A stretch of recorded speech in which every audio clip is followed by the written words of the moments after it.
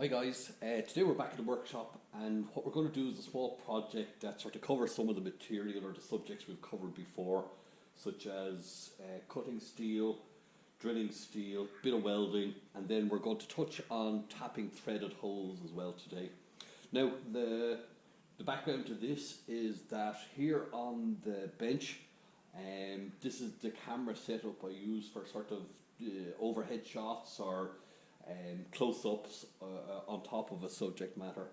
We're shooting this on a GoPro Hero 5, I think. It was one of the first cameras I ever got. Never used it a whole lot, generally because it was just so small. So this is the setup that I use for overhead shots. It's a tripod with a horizontal arm on it, and then the camera, the microphone, the light, etc. is all sort of attached to a quick release mechanism up here. And there's two disadvantages with this. Number one, it's particularly precarious, and the second is then that no matter which way I put it, even if I weight down the tripod, there's a tripod leg in the shot. So I'm in constant danger of knocking this over, and just to demonstrate there now, we'll just do that, and you'll see there that it's very front heavy and top heavy. So what we're going to do today now is make up a stand which I can clamp to the bench, and it'll be sort of less in the way and it'll be much more secure. Now my materials for today are a small steel plate which I can put down on the bench and clamp it in with one of the welding clamps, which are perfectly strong for this. We'll make it upright, which will weld to that, and after cleaning all of this off, of course. And then what we have here, this is called a magic arm. This one is made by Small Rig, and its spec weight is 1.5 kg, and the way it works is there's two threaded pieces on either end, one to go into the camera, one to go into whatever you're mounting it to, and then when you get it to the right orientation, you tighten up the locking mechanism here, and it should all hold it fairly steady. Now this is spec to 1.5 kg, so the first thing we'll do is we'll weigh the camera setup. So what we have here is the Sony ZV-1 with a light, microphone, etc. on it. And we're coming in at about 830 grams, so we're well within the capabilities or the spec capabilities of that arm. Now machinists will be very familiar with these arms because they use them a lot for putting up gauges on top of lathes and mills and stuff like that. And there is better quality ones out there. Noga, I think, would be one of the top recognised ones. So what we're going to do is make up the plate, make up an upright, drill a number of holes in it to make these threads. And these threads are a 1/4 they're called, which is a 1/4 inch on the outside diameter of the thread, and then 20 threads per inch. These are one of the two recognised camera mounting systems. The other one is 3/8/16, which is 3/8 on the outside, 3/8 of an inch on the outside diameter, and then 16 threads per inch. And for once, we don't have to dispute between metric and imperial, because the metric system recognises these under ISO 122/2010 as being a recognised camera mount, so we're covered both ways. So first thing anyway is we'll get the weighing scales back into the kitchen so we don't have a repeat of the good kitchen knife incident of 2019, which is still very fresh in our memories. And what I'll do then is I'll mount up the proper camera on the tripod.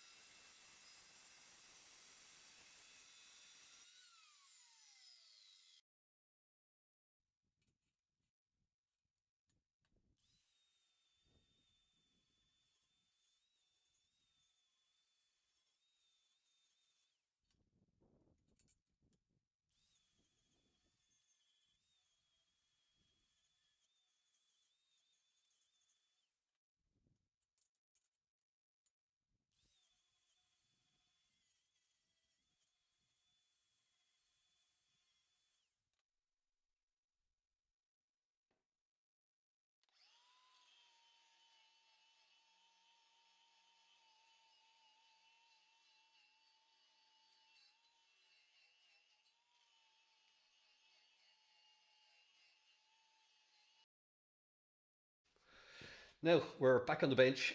We have our materials squared off and cleaned up and positioned pretty much as we want it. What I've done is I've taken this welding wire here. I've cut two sections of it and I've stuck it underneath the upright just above the plate. The logic for that is that as we weld a joint along, as the weld cools, it contracts, and what it does then is it pulls together. So what will happen there is as we weld this joint here, that upright will pull back towards the welded joint as it cools and contracts. So the logic of these little bits of welding wire is that there's enough scope then that we can sort of hammer it back into position or leverage it back into position before we weld out the other side. Now, generally speaking, when we weld, what we do is we put in tacks first. So the norm would be that we tack on each corner or one little tack on each side. And if these tacks are sort of good and strong, what they can do is prevent the weld pulling. But anytime that you're welding, keep in mind that wherever you weld is going to try and contract back into the direction of that weld. So we're attached up. We have our earth around the back here attached. And what we'll do is we'll just put a few tacks on this first, take off our magnet at the back and then weld it out fully. And we'll sort of measure it and square it up as we're going along with the square to make sure that we're retaining some element of squareness. So,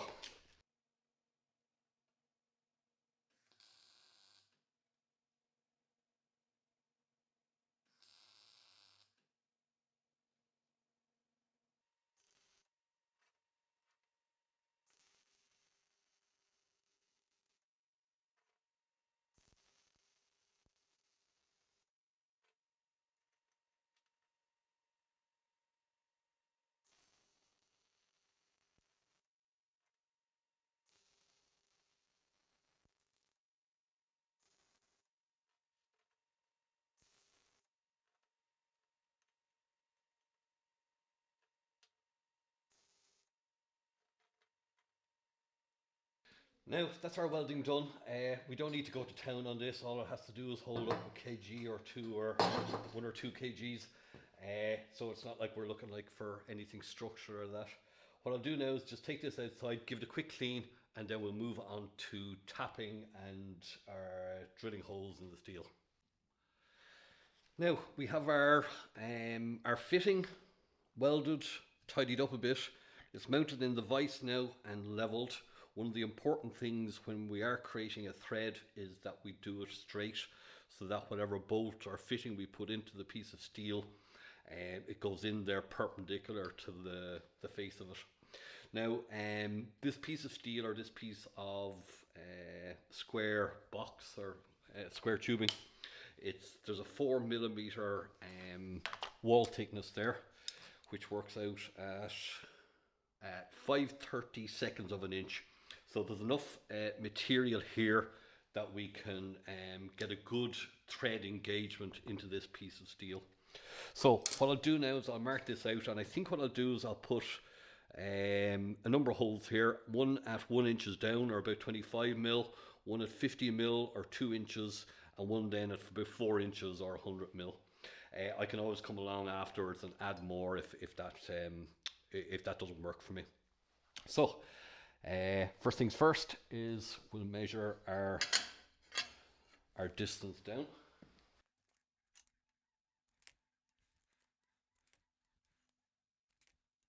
Now to get the center point here, which is halfway across, this is 50mm box, which is about 2 inches.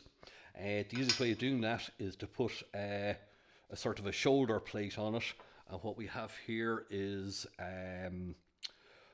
they're 1 inch, they're blocks, they're called 1, 2, 3 blocks, and one side is 1 inch, one other side is 2 inches, and the other side I think is 3 inches. So the 25mm or the 1 inch section here will do us fine. This isn't actually mad mission critical as to where the holes are, given the fact that we're using a magic arm.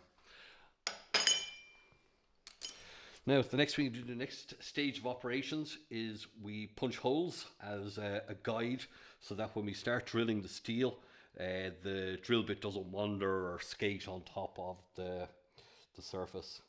So,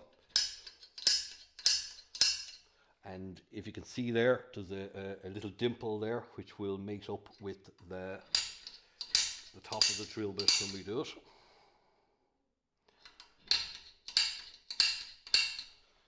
Okay. Now, the next step then is we need to make a hole. I'll just show you what we'll be doing or what we'll be using. First thing we'll do is we'll drill a hole with a drill bit. It'll be slightly undersized as regards the size we want, because what we'll be doing then is cutting a thread with these, which are called taps. And these ones are 1/4 UNC, which is a 1/4 inch by 20 threads per inch along the shaft. And the UNC stands for United National Course, which is sort of the thread form. It's a sort of a wider thread as opposed to a narrower one. Okay, so we have our tap here. Okay, and then we have our drill bit here, and I'll stick up on the screen there a table for out of the machinist handbook or wherever of the correct size drill bit that we want to drill the hole for this. Now you're not drilling a 1/4 inch hole, you're drilling it undersize to allow the tap actually cut a thread into that hole then afterwards.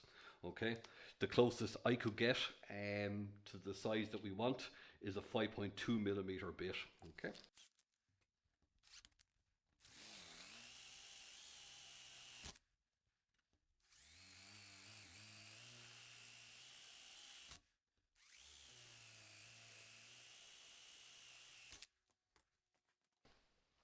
Now we have our 3 holes drilled for our tap, and what we have here then is a tap holder, which is sort of a square clamping system here, and the tap sits into it then.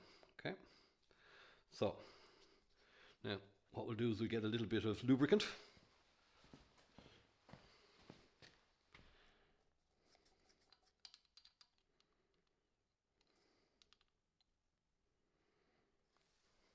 And don't be afraid to use plenty of lubricant. Now what we do is we screw in our tap. Try and keep it straight. And as we rotate this, it'll start to bite into the steel.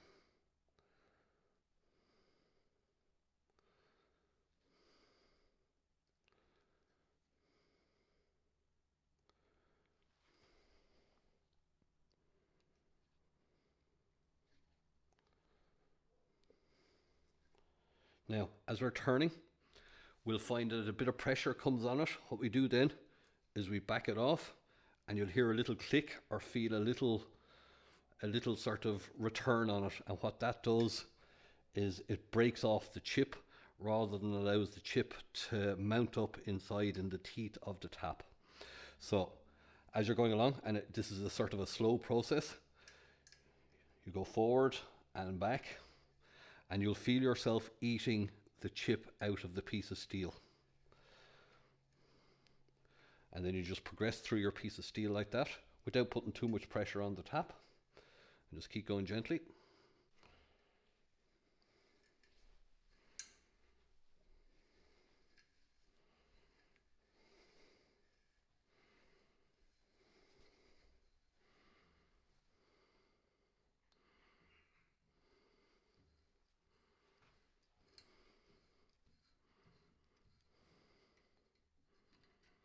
Now that's our first hole made, our first thread pattern developed. So we'll lubricate and we'll start the second one.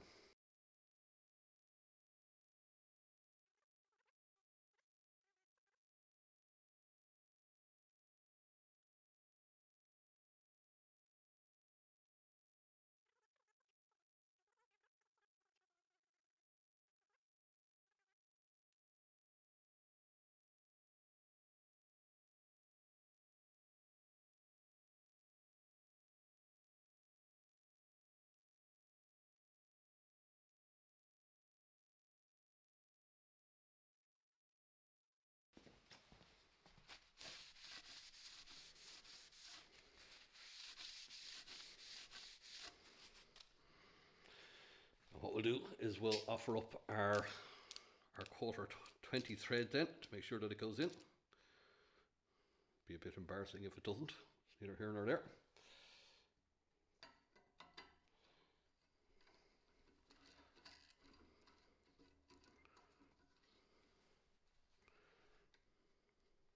Okay, nice and secure. Success. So here we are now. We're back on the GoPro just so that we can mount the camera rig on this little overhead arm thing here. It's clamped down to the desk with just a welding clamp, good and solid. The arm itself, I'm so about. I don't think it's particularly rigid. It does hold the camera there, but I think that if you put a bit of pressure on it, it could creep forward. So I might look at upgrading the arm itself. But as it stands at the moment, it works away fine. It holds the weight, no problem at all. And what that allows to do then is, I have down here just on the bench in front of it, one of the GoPro batteries, and we'll zoom down on that. And I'll stick up the footage there so you can see it, so that we can see that you can actually get down to a very good level of detail whilst being out of the way and not having tripod legs or the worry of something falling over. Now, that's about it. I just wanted to give you an idea of, how to go about making something. This is made out of scrap metal and a few other bits and pieces. If anybody wants me to do a video on tapping particularly, stick it in the comments down below, and I have no problem doing that. So, that's about it. See you next time.